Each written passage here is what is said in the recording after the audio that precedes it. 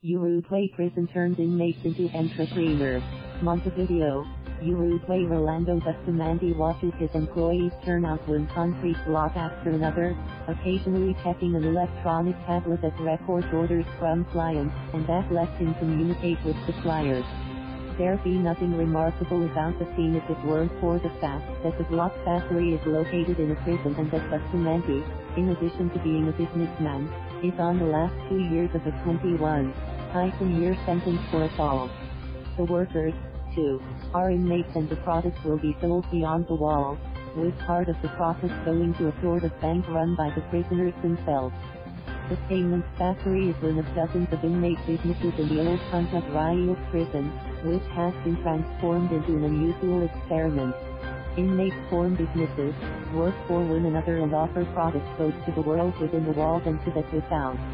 There are bakeries and barbershops, a candy store and carpenter shop along streets, where inmates mix with prison officials and police. One inmate carries a begonia he bought from the prisoner-owned nursery to give to his mother when she visits. Not far away, a convict-baker carries a birthday cake to the prison entrance to hand off to a customer. Of the 510 prisoners, who include thieves, assailants, kidnappers and killers, 382 work and 246 study. Some do both. Only a few dozen have shunned those opportunities, and if 2 years pass, they will be transferred to a traditional prison. To get chosen for Punta de Rieles, prisoners have to have at least a 6-month period of good behavior elsewhere. The prison director is almost as unusual as the institution itself. Parodi was a member of the Tupamaro guerrilla movement that was defeated in 1972. He later spent more than a decade in exile, both in Europe and Latin America. Asked if there are other prisons in the world of this type, he said, "I don't think so, I'm afraid to say."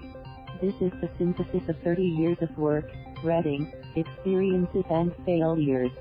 The Punta de Rieles project began in late 2012, with Parodi as deputy director, and he took over as head of the prison in 2015. The bet is that prisoners who work, study, learn a craft or start a business will have a better life and be less likely to return to crime. It's been demonstrated everywhere that confinement doesn't change people. Here the idea is to play at reality, Parodi said. If something fails, it fails. Just like in the real world. Money to start businesses comes from inmates' families or from a quasi-bank largely administered by inmates themselves. It's a fund so that entrepreneurs can get started, that you have the hope of change. Many of us have taken advantage of the opportunity and we're getting ahead, Bustamante said. The rest goes into accounts for the inmates, so they can't fully access it until they are released.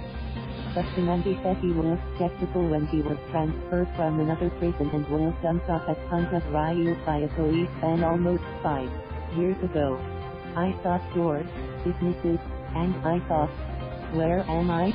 Later it clicked in my head," he said. In common prisons, you continue in a world of violence, thinking about who is going to attack you and how to survive.